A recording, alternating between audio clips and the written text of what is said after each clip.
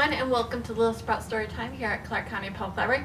It's Miss Alissa, and this is our preschool age storytime, but anyone and everyone is allowed to join in and have some fun. Alright, so we're in March, and what is the sport that everyone is talking about during March? Basketball! Yep, with our dribbles and our shots. It's all about that March Madness. So, our story today, which is being read with permission from HarperCollins, is about getting that slam dunks.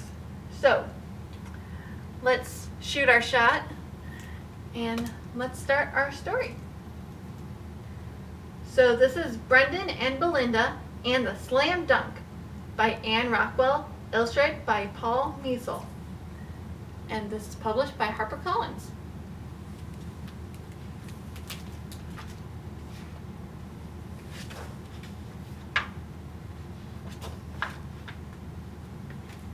Mr. Porker loved basketball.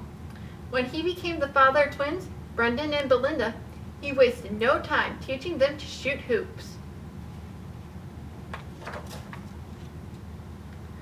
The twins were quick learners.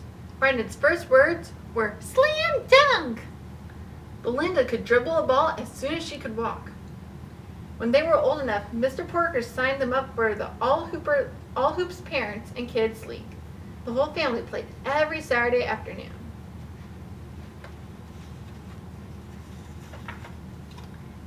Brendan and Belinda were sensational. All the other parents said so, which made Mr. and Mrs. Porker very proud. The Porker twins always dribbled the ball fast across the court. They never ran with it. They never banged into other players. They almost always made their shots, and they could play defense too.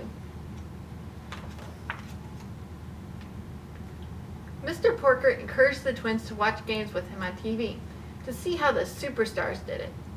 And just before every game, Mr. Porker would yell out, "Okay guys, be like Mike. You can do it. I know you can." Brendan and Belinda always dunked.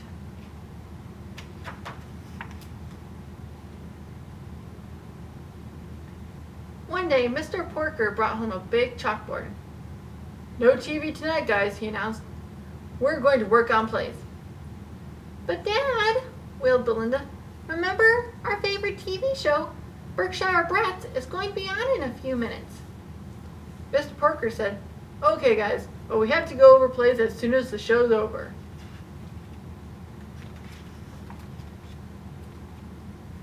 A few weeks later, Mr. Porker came home from work bursting with joy. "Guess what, guys," he said. "We've been invited to join the Jump Shot Juniors. Coach Patinsky saw you play and figures you're ready for the best team in town." "But I want to play in hall hoops with our friends," said Brendan. "Me too," said Belinda. "We'll still play with them on Saturdays," said Mr. Porker, "but Friday nights we play with the Jump Shot Juniors, and Sunday afternoons we practice with them. Come on, we've got to hurry." So Brendan and Belinda put on their jerseys, shorts, and high tops, and they drove all across town to the Jump Shot Juniors League headquarters.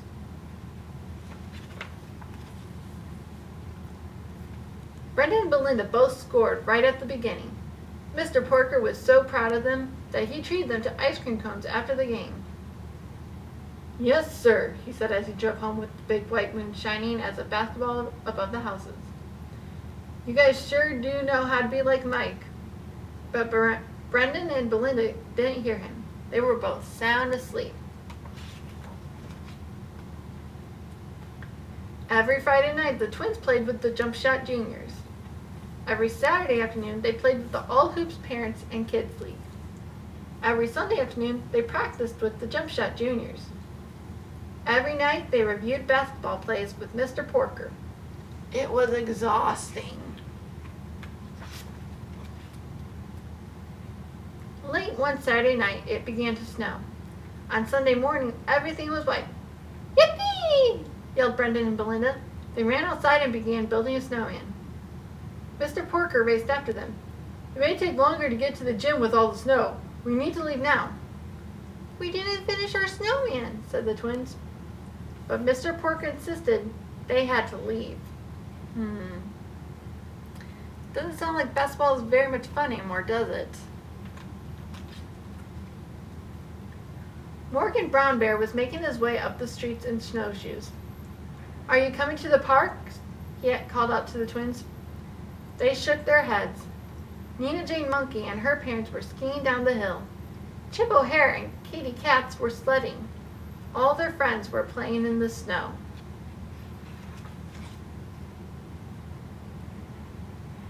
Brendan and Belinda began crying. "We don't want to play basketball," they said. "We want to play in the snow with our friends." "But you're so good at basketball," said Mr. Porker. "All we ever do is play basketball. We want to be good at sledding and skiing and snowshoeing too," cried Belinda. "Don't you want to be superstars? Don't you want to be like Mike?" Mr. Porker asked sadly. "Well, maybe we'll be superstars someday," said Brendan, just to cheer him up. "But not yet," said Mr. Porker. "Right," said Belinda. "Not yet."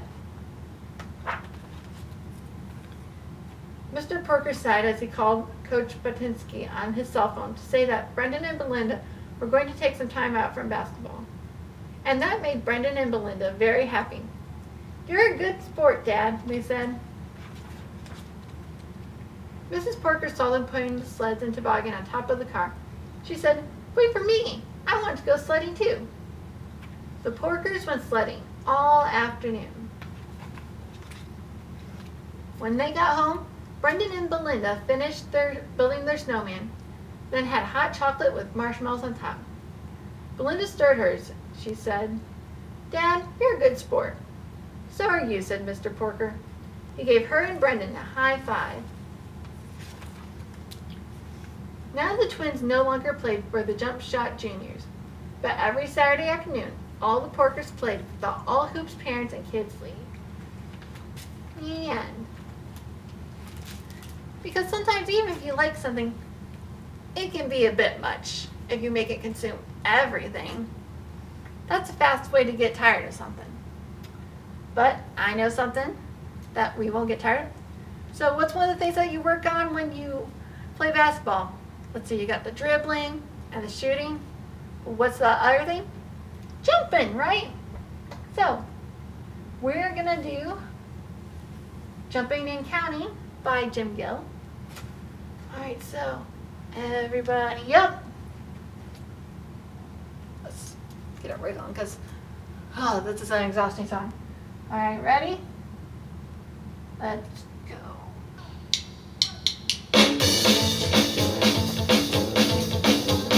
Jump, jump, jump, jump, jumping high are we, but we'll stop jumping while we count to 3. Stop. 1, 2, 3. Jump, jump, jump, jump, jumping even more, but we'll stop jumping while we count to 4. Stop. 1, 2, 3, 4. Jump, jump, jump, jump, just like pogo sticks, but let's stop jumping while we count to 6. 1, 2, 3, 4, 5, 6. Jump, jump, jump, jump, jumping, then we wait to stop our jumping while we count to 8. Stop. 1, 2, 3, 4, 5, 6, 7, 8. Jump, jump, jump, jump, jumping once again, but we'll be finished once we count to 10. Stop. 1, 2, 3, 4, 5, 6, 7, 8, 9, 10. And you can jump right back down into your seats. Whew.